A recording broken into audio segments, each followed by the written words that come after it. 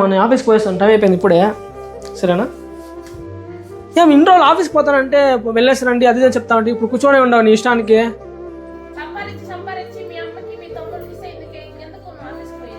ఇట్లంతా చెప్తే ఎట్లమ్మా? మా తమ్ముళ్ళకి నేను తప్పితే ఇంకెవరు ఉన్నారు చెప్పు? చూసే వాళ్ళు ఏమనుకుంటారు చెప్పు? 6 నెలలకి అన్న చేంజ్ అయిపోయాడు పెళ్ళైన తర్వాత అనుకుంటారు లేదా? ఇట్లంతా చెప్పొద్దుమా. అయ్యో ఇట్లంతా చేయొద్దు స్వామి, నీ దగ్గర ఏదో పెద్ద కష్టం అయిపోతుంది ఇంట్లో.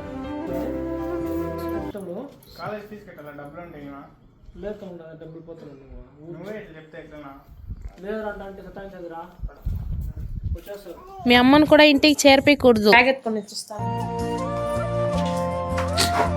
నీ వల్ల మా తమ్ముడు చెడ్డ పేరు వస్తుంది నిజంగానే. లేదు పొర ఎప్పుడో చెప్పి పంపిస్తాను నేను కూడా. నువ్వు కూడా 6 నెలలు కూడా కాలేదు పెండ్లి ఎప్పుడే మారిపోతే ఎట్లా నువ్వు? లేదు పోరా రే నచ్చుకో.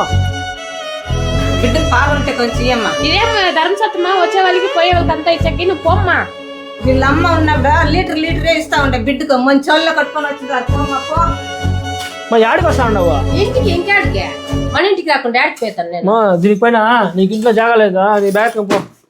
నేను ఆడికి పోయేదే నీ చిన్న కొడుకు ఇంటికి పోమ్మా, ఇంట్లో లేదు జాగా నీకు. నేనా పెళ్ళి 6 నెలలు అయింది, అంత లోపల మీ విశ్వరూపం చూపించేసినారా? లేదు పో నువ్వు, నేను చూపిస్తా విశ్వరూపం. నేను చూసి చేసి పెడితే నాకే ఇక్కడ జాగా లేదా? భగవంతుడు అనేవాడు ఒకడు ఉంటాడు మంచి చెడ్డ చూసేకి. నువ్వన్నా చెప్పకూడదమ్మా? ఏం తెలియదు నాకు తెలిసి అంతా. ఫస్ట్ నువ్వు పో ఇంటికి పో, చిన్న కొడుకు ఇంటికి పో. ఇంకా సంతోషమా నీకే? అన్న తమ్ముళ్ళు అమ్మ వాళ్ళంతా చేరి హ్యాపీగా ఉన్న జాయింట్ ఫ్యామిలీని ఒకే 6 నెలల్లో పెళ్లి చేసుకొచ్చి విడగొట్టేసింది. ఎవరికి ఇట్లాంటి బర్ర రాకూడదు నిజంగా. నాకు వచ్చింది లైఫ్ నాశనం అయిపోయింది.